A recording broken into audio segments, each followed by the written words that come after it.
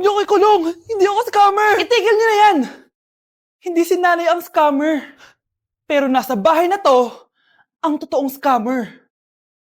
Hoy bata, huwag kang mangialam. Wala ka namang ebidensya. Pero nay, alam kong hindi ko yung scammer. Tara na, sumama ka na sa akin. Mga anak, aayusin ko to ha? Babalik din ako, okay? Kung sino man sa inyo yung totoong scammer, umamin na kayo! Nakulong si nanay, di ba? Ate, walang may gustong makulong si nanay. Tsaka bakit kami lang tatlo sinisisi mo? Eh baka ikaw talaga yung totoong scammer. Imbes na magsisihan tayo, magtulungan na lang tayo para kay nanay. Malalaman ko rin ang totoo. Delivery po. Gabi na, may nagde-deliver pa? Kuya, kaninong parcel yan? Kay Susan po ulit. Ha? Paano nangyari yun? Eh, nasa kulungan na si nanay. Aba ma'am, hindi ko po alam. Taga-deliver lang po ako eh. Sige na po. Oh, nasa gitna yung kalaban ha? Hoy, ayusin mo na itong mga damit mo.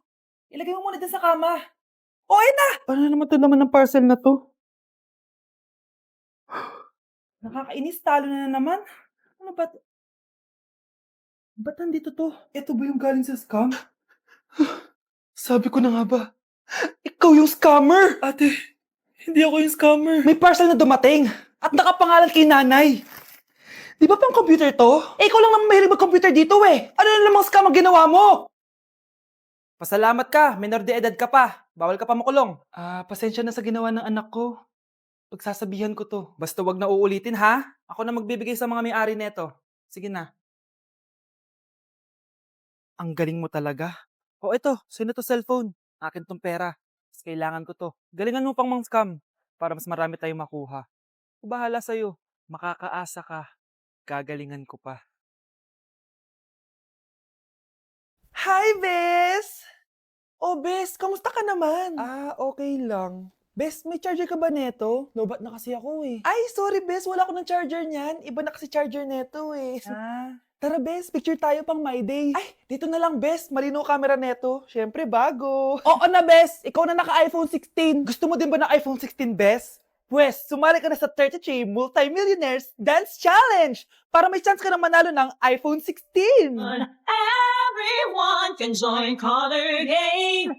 On your phone, it's so fun to play. Winner's got a color game.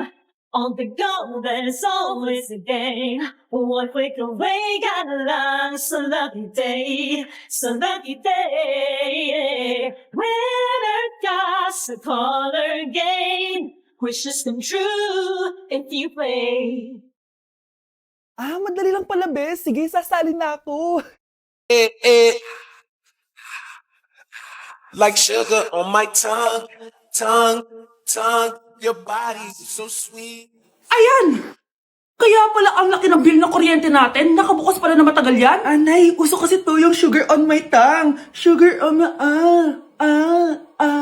ganun. May alam din ako uso na pwede mong gawin. Talaga, Nay? Ano yun? Gagawin ko. Walang baon for a day. Ipambabayad ko sa kuryente yung baon mo. Nay naman eh. Ito na, isasara ko na to. Huwag mong babawasan baon ko ah. Akin na nga tong cake na to. Sige na, pumasok ka na sa kwarto mo.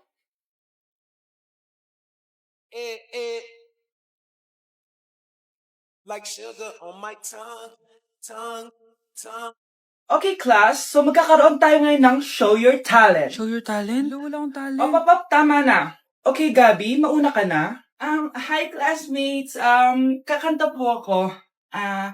Sa loob ng aking bayang W sedan, kahit anong basta, kung saan ka kontento, ang titik ko'y diretso lang sa'yo.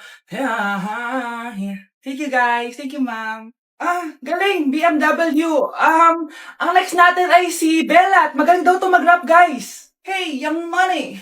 Okay, post pie, some tech pie, sa soy, sa spy, put your money now.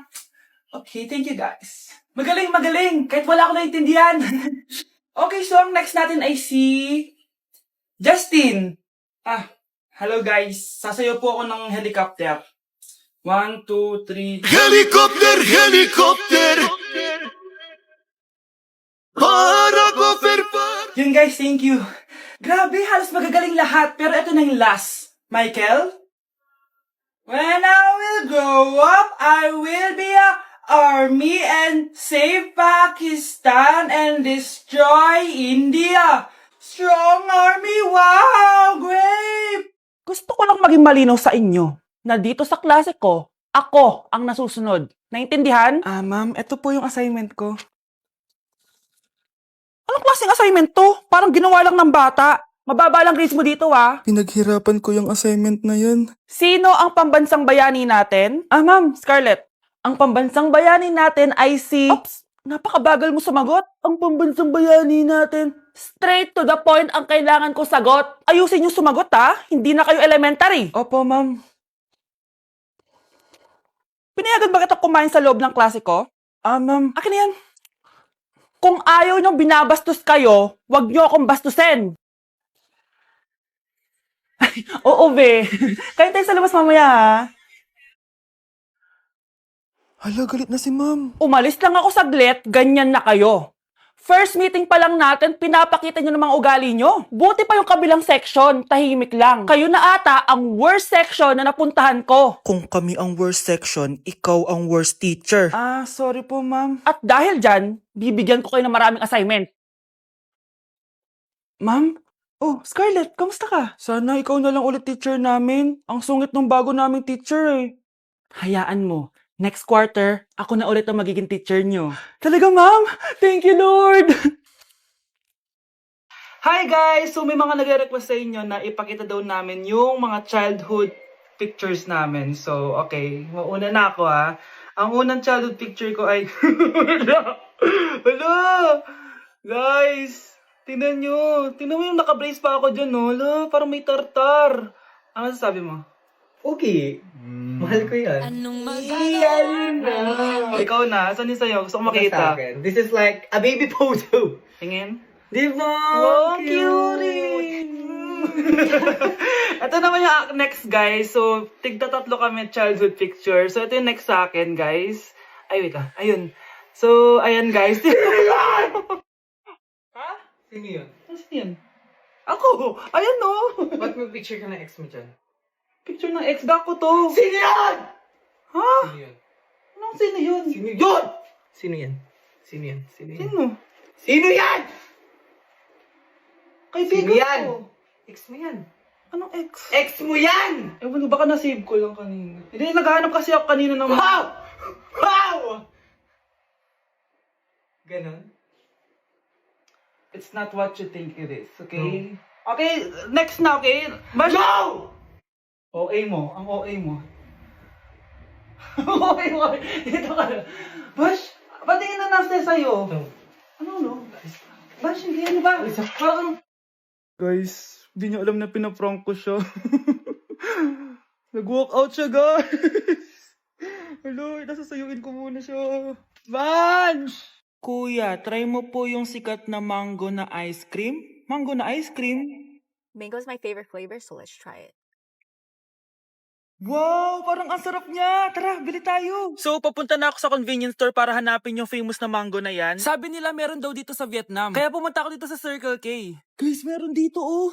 Hello, kompleto. Guys, excited na ako matry ito. Bilhin na natin. Grabe, napakamahal naman ng mga yan. Ayan guys, binili ko yung mango, yung lemon, tsaka yung peach. Eto na sila. Tikman na natin. Unahin na natin tong si mango kasi ito yung pinakasikat. Sirain ko na. Wow! Mukha talaga siyang mangga in real life, guys. Tapos dito siya hahawakan. Okay, unang kagat.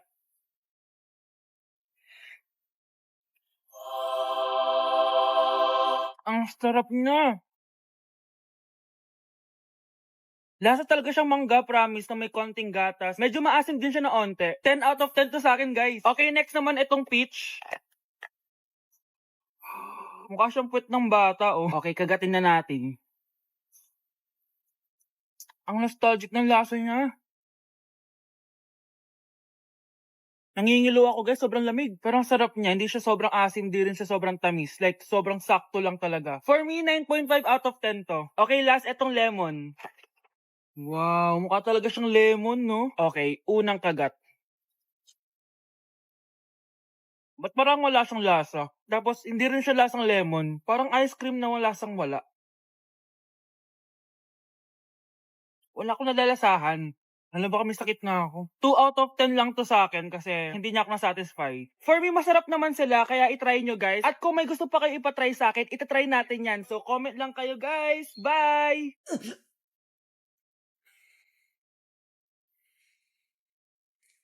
Isa ka na din katulad ko, anak. Anong ginawa mo sa akin, Nay? Kakaiba yung nararamdaman ko. Gusto mo malaman ang totoo, di ba? Isa akong diwata mula sa mundo ng Encantasia. Ha? At isa sa kapangyarihan ko ay ang manipulahin ang picture na nasa cellphone mo. Bakit yung mula sinabi sa akin, Nay? Dahil ngayon ang tamang panahon, anak. At nasa katawan mo na ang kapangyarihan na para sa'yo. Pero, paano ko malalaman kung ano yung kapangyarihan ko? Ikaw ang tutuklas niyan, anak. Ano kaya magiging kapangyarihan ko? Baka nagiging invisible ako.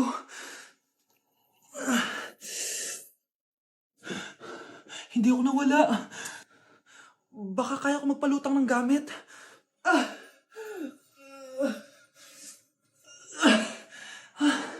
Hindi lumutang. Ang hirap naman neto. Baka kaya ko tumagos sa pintuan. Aray, aray, aray. Aray. Natatay ako.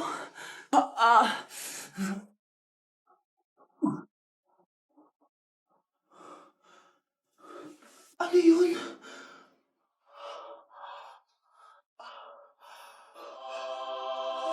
Ito ba yung kapangyarihan ko? Tumain ng ginto. Nay, alam ko na yung kapangyarihan ko. Tumatay ako ng ginto. Anak, uminom ka na maraming pampatae para yumaman na tayo. Talino mo talaga, Nay.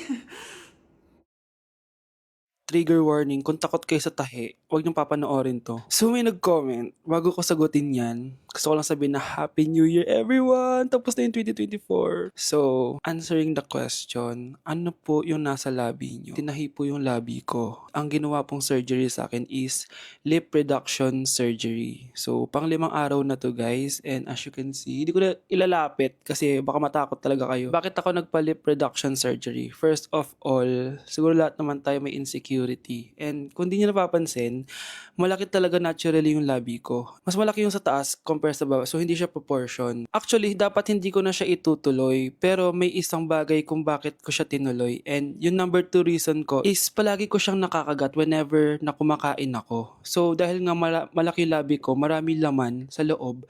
So, kapag ngumunguya ako, nakakain ko siya. Ang tendency, hindi nawawala yung singaw ko. And lumalaki yung singaw ko kasi palagi ko siyang nakakagat. Imagine, hindi lang isa, hindi lang dalawa ko siya beses nakakagat, kundi siguro mga 5.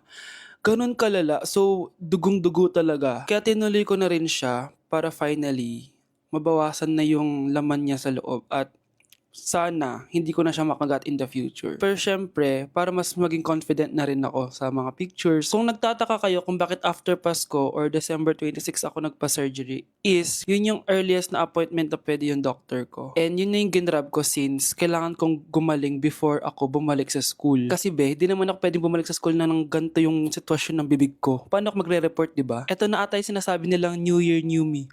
So yun lang naman guys. Again, happy New Year. Wishing you all the best in 2025. Babalik na ako sa content ko. Promise, pag gumaling na talaga to.